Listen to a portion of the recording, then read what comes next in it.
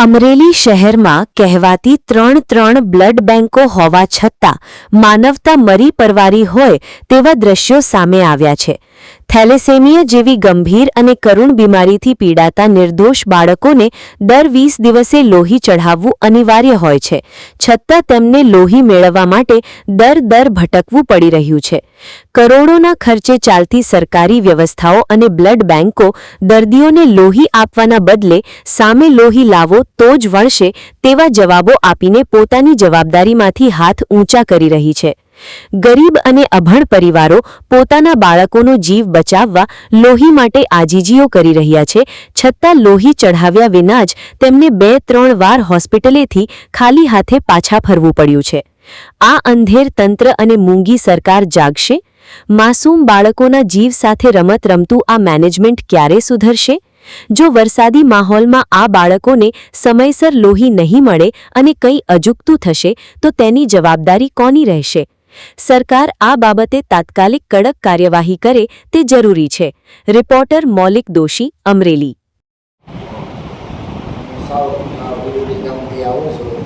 મારા છોકરાને અહીંયા લોહી બ્લડ બેંક અહીંયા અમરેલીમાં આવું છું બ્લડ બેંકમાં, તો અહીંયા લોહી મળતું નથી। સવારના 9 વાગ્યાનો અમે અહીંયા બેઠા થઈને હેરાન થઈએ છીએ અને આ કોઈ સંસ્થાવાળા આ કોઈ ધ્યાન દેતા નથી, તો અમારે આનો ઉકેલ શું કરવો? હજી મુખ્યાને તખ્યાને અહીંયા બેઠા છીએ અને આ સંસ્થાને વિનંતી કરીએ કે અમને આમાંથી છુટકારો લાવી દે, તો અમારી એટલી નમ્ર વિનંતી કરવામાં આવે છે। બ્લડ બેંકવાળા હેરાન કરે છે, ગમે ત્યાં જઈ કોઈ મળતું નથી, તો અમારે શું આગળ પગલાં કરાવવા? કોઈ બળદ નહીં, કોઈને કોઈ મળતું નથી। શું ભાઈ કયું કામ તમારું? શું તકલીફ છે તમારું પેશન્ટનું? બ્લડ મળી ગયું કે નથી મળ્યું તમને? નથી મેળવતો। શું કહે બ્લડ બેંક વાળા?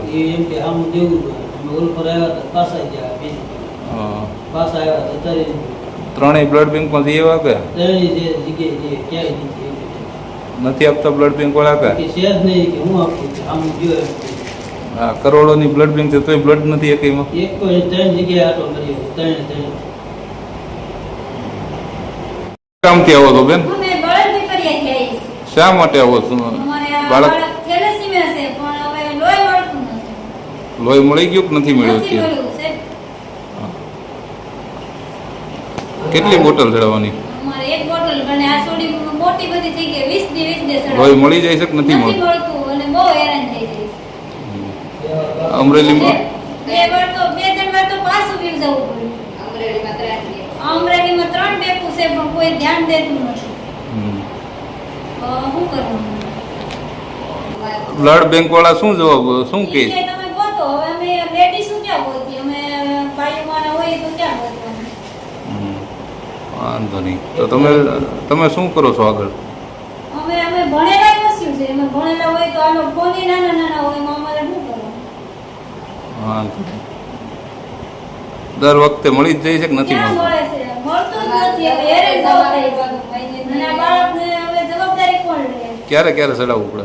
અને 20 દે મારે તો મોટી થઈ ગઈ છે, તો એ 14 વર્ષ તો 20 દે ચડાવું। ઘરે જાવ તો કઈ તકલીફ થઈ જાય બાળકને કે? તો માંદી થઈ જાય, કારણ કે વરસાદ આવે ચોમાસું હોય એટલે ભીંગાય તો માંદી બ્લડ નો ચડાવો તો કઈ તકલીફ થઈ જાય? તો હાવ ઓલી થઈ જાય, માંદી થઈ જાય, દાખલ કરવી પડે।